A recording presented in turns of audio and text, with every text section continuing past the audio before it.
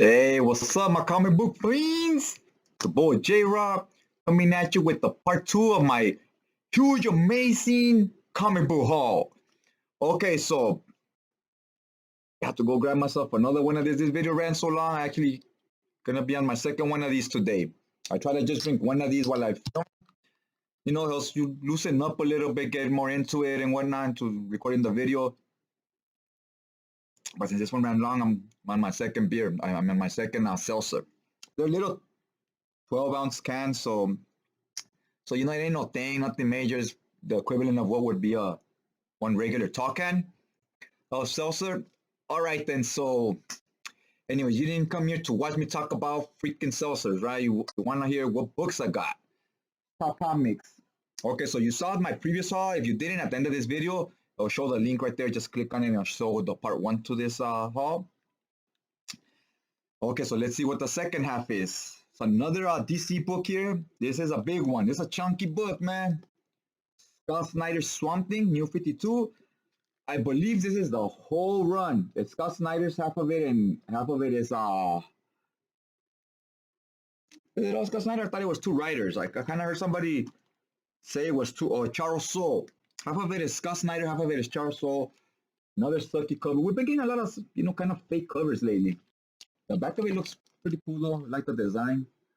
The spine's alright. It's nothing amazing, but it doesn't suck. It's alright. Just the cover here, it looks kind of pretty weak. The saga of the Swamp Thing lives on. That's what it says on the back, and it covers issues 0 through 40, 23.1, 12, and Animal Man 12 and 17. Then Future's End and Annuals 1, 2, and 3. So I like that all these new 52 omnibuses carry the Future's End story. I guess each series had this hologram cover, Future's End or whatever. That's around the time I got back into comics after like a 25-year hiatus, was when we had this Future's End thing going on DC. And they all had like a hologram. I bought only the Harley Quinn one, which I really enjoyed the art on it. It was Amanda Connor, I believe. And at that time, she was new to me. I hadn't heard of her yet. I had been away from comics for a long time. The cover immediately grabbed me. They had the standard cover and the hologram. I knew I had to pay that extra $1 for the hologram one because it was nice. Swamp Thing, this is my third Swamp Thing omnibus. I've been buying them, but I haven't read any of them yet because I'm still catching up on a lot of other books I'm reading. And that's one character I'm eager to dig into. I have read some of the Grant Morrison stuff and Mark Millar. It was okay. It definitely had a horror vibe. It was not a superhero book. That's for damn sure. It was like kind of almost like a supernatural. So it was a nice change, like from your superhero stuff. Growing up, I had seen the Swamp Thing movie, had no idea it was a DC character or a comic character, right? Didn't follow DC as back in elementary as a child. I was very much a Marvel zombie. In the 90s, everybody was Team Marvel, right? I followed X-Men. I followed Punisher. Punisher. John Romita was drawing them. Man, that's always my Punisher. I always picture when somebody says Punisher, that's the image I get, right? It's John Romita's Punisher. He used to look wicked. And I used to like everything X-Men Universe, X-Force, Excalibur, so forth, and Punisher. And once in a while, I'll get a random issue of something else. I also read a lot of Spider-Man stuff. Spider-Man and X-Men were the big things in the 90s, those two characters. DC was kind of whack. They were like the old, like your parents' comics or something, right? Like they were old school. I knew Batman, but I did not follow him. I remember Superman at the time was kind of cool because he had just died, so it got this new interest in him because you had 4 new Supermen at that time. That's right when I was starting to get into the comics. Was there was this cyborg Superman, there was a black Superman, the Man of Steel, and there was this other Superman that was like the closest to the original, right? We had the 3 new characters, so that was kind of cool because you get to follow them from the beginning, right? Like the new characters, it's like an issue 1. And then Batman got injured, right, by Bane. So you got to follow Azrael. You got to follow Azrael kind of from the beginning. So they were kind of like rebooting themselves, right? So Doomsday and Bane were like the 2 big villains they were building up. So I came into comics at a weird time where Image was just starting. And, most people, they already had like a history with DC or Marvel. And Image was like the new one. So they're still following their characters. Me, all the characters were pretty much new to me. Image were just as new to me as the Marvel characters and the DC characters. So I had no history or attachment to anybody. So I was like unbiased, you know what I mean? And I went for Image over any of the DC stuff. For me, the big two were Marvel and Image growing up. Spawn was the main one that I immediately gravitated towards it. I was like, oh, I love this art. It was Todd McFarlane. That's why I first heard of Todd McFarlane. Then come to find out, I was like, hey, I have some of his Spider-Man stuff and some of his Hulk stuff from the back issue bins, right? And I was like, oh, so it's the same artist. I didn't know that was McFarlane yet, though, until I picked up Spawn, and it became like, they were pushing it hard, advertising it. You walk into a comic store, they had big posters and stuff of Spawn and so forth. So yeah, guys, Images, the Max, Savage Dragon.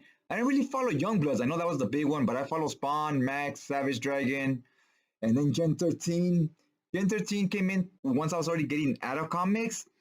But once in a while, when I would see Gen 13 at the liquor store, I would still pick up a random issue because they used to have them a lot of spinner racks. They had them at your Vons, at your Albertsons, at your 7-Elevens. And at that time, I was skewing towards the arcade scene. I was big into the arcade scene.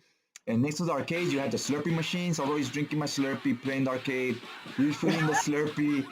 Man, we were getting so much trouble with the guy at the 7-Eleven. So I was like, man, I saw you refill it. I saw you. Like, no, it's the same one. We'll be doing that shit because we're there playing arcades for like an hour. So you refill it once or twice. And since the spinner rack was right next to it, that's already once I was 12, 13, you're like kind of already getting too cool for comics. You're into the arcades. But when they had the spinner rack, I will sometimes see the Gen 13 books and I'll pick them up. I'll be like, oh, cool, and I'll buy those, right? Because they were cool. I'm not team, but it's all right to pick up the Gen 13 one, just not Spider-Man, right? That's for kids. So anyways, I was buying the Gen 13, and once in a while I'll pick up the X-Men ones when I'll see the X-Men ones. So Gen 13 was one that I still kind of followed into my preteens or whatever, like in my junior high years. But I was getting into more the Mortal Kombat, the Super Street Fighter 2, and the whole arcade stuff. One of the things that really grabbed me was the artwork on the Gen 13s. That was my introduction to J. Scott Campbell. When I saw those covers, I immediately knew we had like a superstar in the making, which brings me to this one. I never got to read this. This was late 90s already. This is by J. Scott Campbell also. It's called Danger Girl. I've never read it, but I've always heard of it. Since I came back into comics, I would see it around. And I knew it was J. Scott Campbell art. So I said, you know what? I got to check it out, man. I wish I would have seen the Absolute Edition because it's something I would definitely buy the art. I haven't read it. Hopefully it'll be good. If it's anything like Gen 13, I'll highly enjoy it. That was a comic book that I was getting into my teens. So everything the characters were doing in the comic book Gen 13 is stuff I was kind of doing in my real life. You have the issues where when the issue starts, they're playing Mortal Kombat. So the issues will start while they're hitting the mall, doing things I was doing at that age. And so it really resonated with me because back in the 90s, there was still that thing called mall rats. In the 80s and 90s, then it died out because the mall was very much a place where you hanged out and played arcades, skateboards, or read comics because there's a lot of comic shops in the malls. So people sometimes you didn't even buy the comics, you just sat there reading them, and other friends of yours would show up. Same in the arcades. You're in the arcades, friends would show up to the arcade. So it was a place where everybody knew everybody. Kind of like your local bar as an adult. You go to the local sports bar, you're always bumping into people because they're going to watch the games as well. I know Valiant was around back then. I kind of knew about Exo-Man. I kind of saw him I remember seeing him in a video game with Iron Man. But I never followed any of the Valiant. I never even really remember seeing them at the comic stores. But I do remember seeing Malibu Comics with Ultra Force, Prototype, and so forth. That company has long been debunked, no longer exists. But I bought a bunch of those comics, the single issues, the back issues, because I want to turn them into hardcovers and omnibuses. So I'm working on that project right now, and I'm working on a few other 90s stuff, like the Max and stuff like that I'm trying to complete the sets so that I can make hardcovers with those. And Valiant, I didn't read it back then, but it got relaunched, I believe, in 2012, and I got back into comics around 2015. So when it was still fairly new, and man, Valiant, as far as superhero comics, is some of the best stuff out there right now. Like I believe they're far better than your Marvel DC stuff. And let me know if it's just me, but I know they're making omnibuses of the old Valiant stuff. Like, is it bothering to do that? Why don't they make omnibuses of their newer stuff? I know they were gonna make a compendium that never came out. Even if we got that compendium, I would be happy with that, and I'll turn it into a omnibus myself, into a hardcover. But it'd be better if we had a omnibus. I wish, hey, you guys, Omar, talk to Valiant, my boy, talk to him. Let him know. You know what? First, ask in the group who would buy a Valiant omnibus of Exoman or whatever. I know in the group, the money where the mouth is. If they say they're gonna buy a book, they're gonna buy it. So I'll be curious if we get enough numbers of people that promise to buy it for them to, print out an omnibus. And if they see that everybody comes through and buys it, they got their sales and they don't gotta be so like scared of making it and it doesn't sell. You know what I mean? I would love to see that. I would like to see that happen in the group as well. I know we got some Valiant fans out there. Rai is one of the best comics out there. So is Exoman. Exoman and Rai, even Shadow Man. I wouldn't say Shadow Man is one of the best comics out there, but Shadow Man is solid. But Rai and Exoman are some of the best superhero comics you're gonna find right now at this current time. Let's get to the next book. I got this one. This one I said end up getting two of them. Is Uncanny X-Men Volume 4. It has a Kitty Pryde 6-issue story arc with Wolverine. I love that miniseries. It's kind of a continuation to Wolverine's 4-issue miniseries with, what's his name, Frank Miller. The Kitty Pryde one, I feel like it's a far superior, much better story in my opinion. It's 6 issues. We get introduced to Wolverine's mentor, his sensei, that guy that taught him how to be a samurai and so forth. And he also teaches Kitty Pryde how to be like a ninja, because before her powers were to phase through walls and so forth. So she used it very much for defense. So when people try to hit her, when they swing and so forth, they phase through her, right? Or she could phase through walls to run away from them. She used them very much defensively. And after this story arc, it changed her. She became kind of like a ninja assassin. So now she got some offense to go along with her defensive mutant abilities, right? So she became a cooler ninja type character. It was the 80s. Ninjas were huge in the 80s. 70s was very much karate, kung fu. In the 80s, we had the whole action figure craze. So when we had action figures, you don't want this kung fu guy with a bandana. That shit looks lame. You wanted like a cool ninja with a mask and ninja stars, and so ninjas became big. You had your American Ninja movies. You had your Ninja Gaiden video games, Shinobi video games. Ninjas became big, and then late 80s when Ninja Turtles came around, forget it, it was a wrap. This is all about ninjas. So Marvel was no different. They need a ninja, and we're gonna use Kitty Pryde. She's a ninja now. And it's a solid story. I like it. She's fighting the samurai Shogun, or no, Ogun is his name. Ogun, and he came off as a very viable threat. Like even Wolverine was a little shook to fight him. Like, this guy's good. Like, I don't know if I could beat him. So anyway, it has that storyline right here. This is a solid book, and I had pre-ordered one and I forgot. Then I ordered one from InStock Trades, I believe. So I got 2 freaking copies. That's not a big deal. I shouldn't have a problem selling the other copy once I put it up on eBay or whatnot. I also got this from Icon Comics. My order right here. Here's this in case you guys ever want to check them out. Pretty cool artwork right here. It almost looks like manga-ish. Very well packaged with this bubble wrap. Make sure the books are, nice and safe. I ordered 2 books. The volume, basically like volume 1 and volume 2, and they come in this box. This volume 1 is called Soul Finder, Demon's Match, written by Douglas Ernst. The cover, like a priest right there, and Timothy Lim as well. And this is the volume 2. The volume 2 is a hardcover, and it glows in the dark. All this water down here, glows in the dark. That glows in the dark. That glows in the dark as well. Look at the artwork on that cover. It looks solid, and you see this half is gloss, and the top half is matte. Same on you see it right there. Same on the front cover. And there's a spine. So they definitely did not cheap out on this. The physical quality on this is amazing. You get this gold pages. You get these gold pages like a Bible, right? It's like a Bible. So we're going with a clear theme here. You get the ribbon, so you can save where you're at on what page. Another cool thing that they did here is, look at even here in the interior cover, has artwork.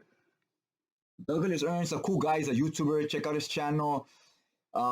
He wrote this book, and I know he said they went back because he had to reprint some of these because he didn't like that there was a printing error that didn't affect the story, but on the credits page, it didn't give credit to everybody that helped out. So, especially back when you're barely starting, you want to get some recognition, you want to put your name out there. So he made sure they reprinted these books. I believe, I think it was a trade paperback, so volume two. Made sure they reprinted it, gave everybody credit whose name deserves to be on the pages. That was a very cool thing of him to do. I know that ain't free. That shit costs money. The fact that he still did it, much props for that. Also, he didn't do a Kickstarter. He just spent his money printing out a bunch of these books and, hoping they'll sell and he'll make his money back, right? So I always got to respect that. You got to respect the hustle. Somebody that does something like that they're risking their money, It's like they're betting on themselves, right? So they're confident in their abilities. You always got to respect that, man, because you could potentially end up losing a lot of money if this stuff doesn't sell. So I like that whole story behind it. I thought, you know what? I want to support this guy. Bought the books. Can't wait to read them, see how they are. Again, the quality, I can't speak for the story quite yet because I haven't read it, but the quality of the book itself, great quality, solid. The binding is it's a little bit tight because he went with thick pages. One thing I would say, I used to think this when I first got into buying hardcovers, you want thicker pages. And learning from the Marvel omnibuses, since they have so many pages and they're so thick, they started making the pages thinner so the book won't be so fat. And I learned that thinner pages are better when it comes to these hardcovers because look what thick pages will do. Look, see, it's too thick, so it has like a lot of strength behind it. The page won't fall apart, that's the good thing, but the binding will be so tight, it'll keep moving like this. So you want the pages a little thinner so when you open them, they stay open. You know what I mean?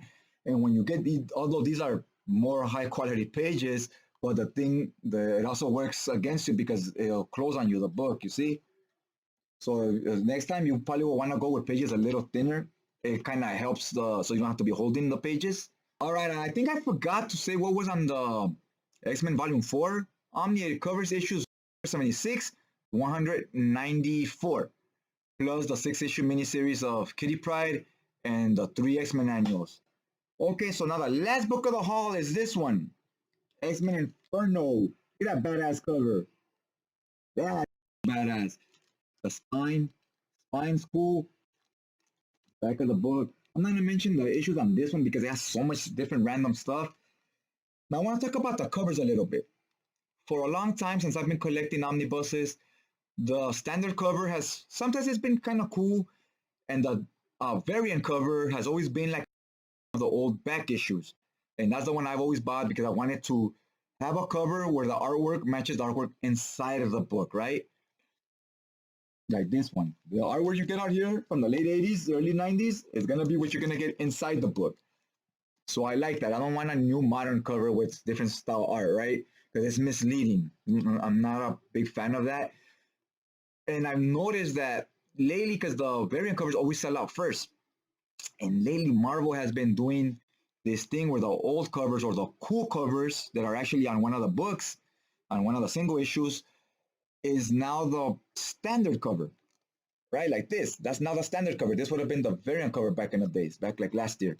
So now the standard cover is the old art and so forth, or the art that's on the original books, and the variant cover is now the cheap, ugly cover, right? And I was wondering about that. I wonder if they're just doing the standard cover, the one with the cool art, because more people want the cool art, so it won't sell out as quick, or if they're trying to like do some type of experiment on us, right? They're like, oh, they're just buying it because it's the variant and it's less of a print run. So watch when we give them the ugly cover as the variant, they'll still buy that one just because it's the low print run.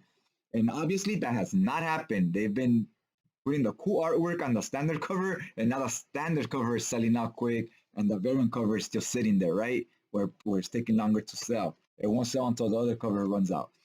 So that was a little thing I've noticed lately with the Marvel books, that little trend. And I see some of these guys talking about on the on the groups and so forth. Oh, that's a gorgeous cover when it's the ugly cover.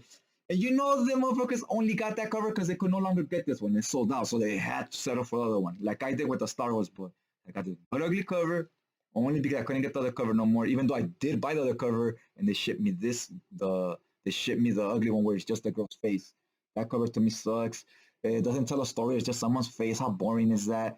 Like you want some type of action scene or something going down, right? Like this one has Baby Cable here. It tells you Baby Cable's there. Has these goblins here. So it tells you these guys are doing something with this baby. Little do you know that baby is Cable, right? But it's kind of it has a story to it, right? That's gonna happen inside, and then you got a girl in a bikini too. That always helps, but that's not the only reason the cover looks good. So that Inferno storyline happened around the same time the Ghostbusters movies came out, and those were like a huge hit. We all know what Ghostbusters is, right? So in Ghostbusters, Ghostbusters Part 2, I believe they kidnap a little baby and they take him to the rooftop of one of the buildings in New York. Much what kind of like what happens in this story of Inferno on X-Men.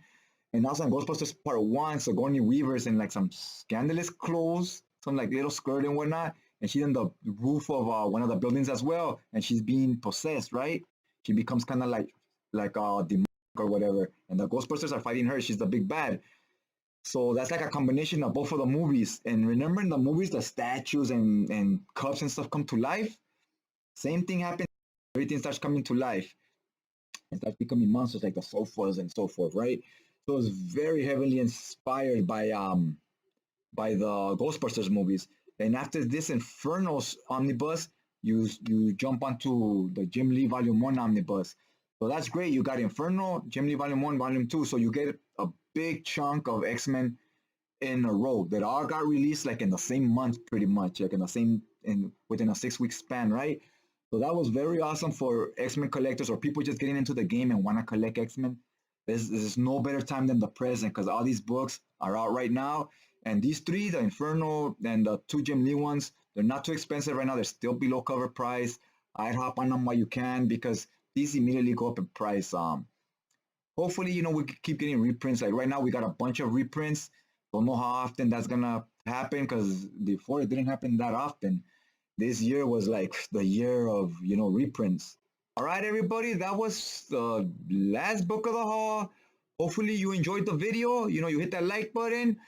I had some fun talking comics with you guys, showing off my latest haul. I still have like 6 orders or 5 orders from in-stock trades that they haven't shipped. I don't think they've even scanned yet. I don't have tracking numbers or anything. So once those get here, I'll probably drop a video on those, and hopefully those will be some of the last some of the last books I order for a while. I must still be ordering singles because I'm working on some custom omnibuses I want to make. But hopefully I don't order any more hardcovers for a cool minute. Outside of the Conans and the Star Wars, I'm gonna try not to order anything else. Maybe that Spider-Gwen. I don't know, but if it's not Star Wars, Conan, or even the X-Men, I'm trying to narrow it down to just those 3 series: Star Wars, Conan, and the X-Men omnibuses, and maybe that Spider-Gwen. So yeah, guys, I know it's hard. It's hard. I gotta stop watching freaking Near Mint Condition, bro, because I keep trying to not buy physical books anymore, and he keeps announcing all kinds of shit, and I'm like, now I gotta fucking add that to my wish list, Usually it's more of I'm starting to become a hoarder where I got too much fucking shit here, and I need space, you know what I'm saying? I don't need all these boxes everywhere. I need to be able to walk around my freaking room.